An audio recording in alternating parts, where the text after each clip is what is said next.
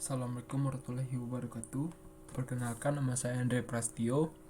Sini saya akan menjelaskan tentang is auditing Goodians dan is auditing procedure. Pengertian audit sistem informasi. Audit sistem informasi adalah proses pengumpulan dan penilaian bukti-bukti untuk menentukan apakah sistem komputer dapat mengamankan aset, memelihara integritas data, dapat mendorong pencapaian tujuan organisasi secara efektif, dan menggunakan sumber daya secara efisien. Selanjutnya itu ada tujuan audit sistem informasi. Yang pertama itu conformance atau kesesuaian. Pada kelompok tujuan ini, audit sistem informasi difokuskan untuk memperoleh kesimpulan atas aspek kesesuaian. Yang pertama itu kerahasiaan, yang kedua integritas, yang ketiga ketersediaan, yang keempat kepatuhan. Selanjutnya ada tujuan dari audit sistem informasi yang kedua, yaitu kinerja. Pada kelompok tujuan ini, sistem informasi difokuskan untuk memperoleh kesimpulan atas aspek kinerja. Pertama itu efektivitas, efisien, terus yang ketiga kehandalan. Tujuan audit sistem informasi menurut Ron Weber, yang pertama itu mengamankan aset. Yang berhubungan dengan instalasi sistem informasi mencakup yang pertama itu perangkat keras, yang kedua perangkat lunak, yang ketiga manusia, yang keempat file data, yang kelima dokumentasi sistem, dan peralatan pendukung lainnya. Sama halnya dengan aktivitas-aktivitas yang lain, maka aktivitas ini juga perlu dilindungi dengan memasang pengendali internal. Perangkat keras dapat rusak karena unsur kejahatan atau sebab lain. Perangkat lunak dan isi file data dapat dicuri. Peralatan pendukung dapat digunakan untuk tujuan yang tidak diotorisasi. Yang kedua itu menjaga integritas data. Integritas data merupakan konsep dasar audit sistem informasi.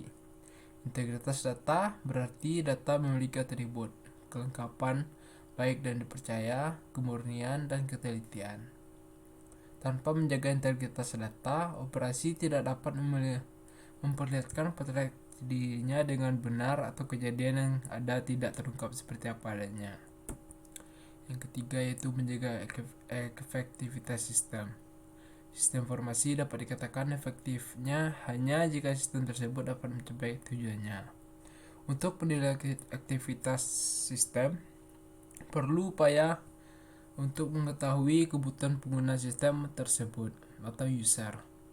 Selanjutnya, untuk menilai apakah sistem menghasilkan laporan atau informasi yang bermanfaat bagi user, misalnya mengambil keputusan, auditor perlu mengetahui karakteristik user berikut proses pengambilan keputusannya.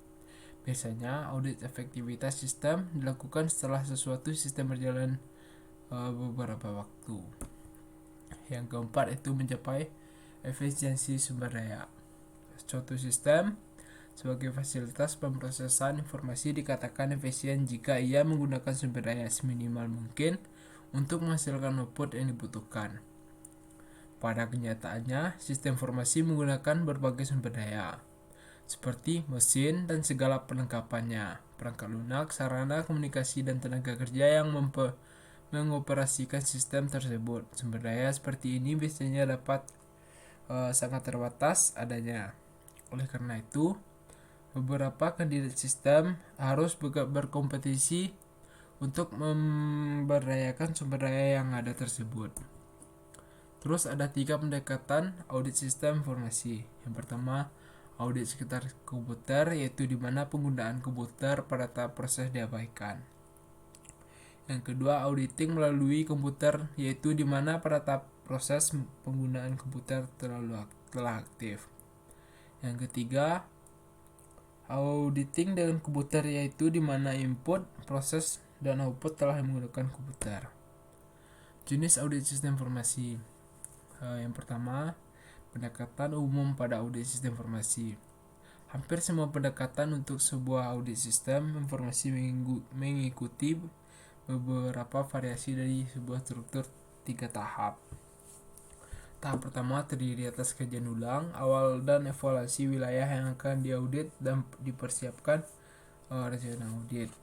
Yang bertujuan untuk menentukan serangkaian tindakan yang akan dilakukan audit, meliputi keputusan-keputusan yang berkaitan dengan wilayah-wilayah tertentu yang akan diinvestigasi, penggunaan tenaga kerja audit, teknologi audit yang akan digunakan, dan pengembangan anggaran waktu dan biaya untuk audit sendiri.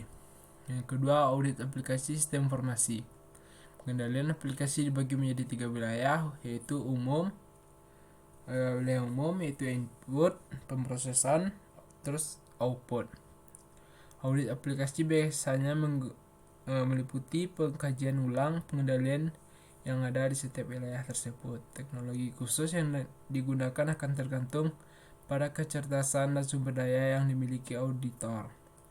Data pengujian, ITF atau simulasi paralel dapat digunakan untuk pengendalian uji pemrosesan. Yang ketiga yaitu audit pengembangan sistem aplikasi. Audit pengembangan sistem diarahkan pada aktivitas analisis sistem informasi dan programmer yang mengembangkan dan memodifikasi program-program aplikasi, file, prosedur-prosedur yang terkait.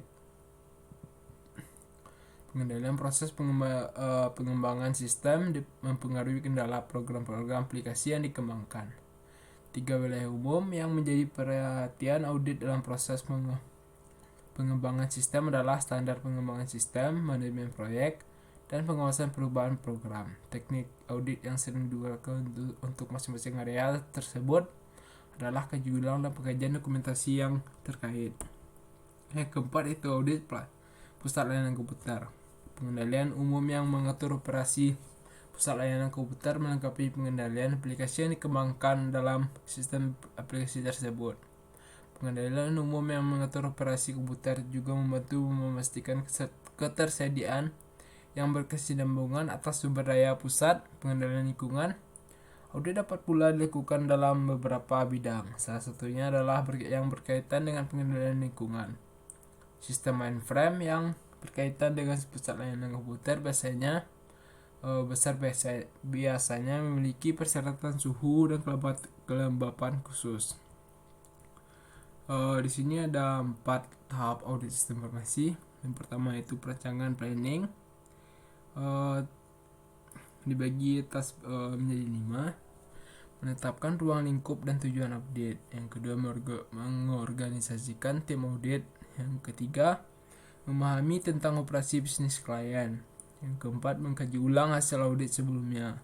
Yang kelima, menyiapkan program audit. Terus yang kedua itu pemeriksaan lapangan atau field work. Pada tahap ini dikerjakan yaitu mengumpulkan informasi yang dilakukan dengan cara mengumpulkan data dan pihak-pihak yang berhubungan. Hal ini bisa dilakukan dengan cara penerapan metode pengumpulan data, yakni wawancara, kuesioner, atau melakukan survei. Yang ketiga itu pelaporan atau reporting. Setelah pengumpulan data, maka akan diperoleh data yang akan diproses untuk dihitung menurut perhitungan maturity level. Di tahapan ini akan dilakukan pemberian informasi dalam bentuk hasil-hasil dari audit. Terus yang terakhir yaitu tindakan lanjut atau follow up. Tahapan ini dilakukan dengan pemberian laporan hasil audit dalam bentuk rekomendasi tindakan perbaikan kepada pihak manajemen objek yang diteliti. Terus kemudian wewenang perbaikan menjadi tanggung jawab manajemen objek yang diteliti, apakah akan diterapkan atau hanya menjadi acuan untuk perbaikan di masa yang akan datang.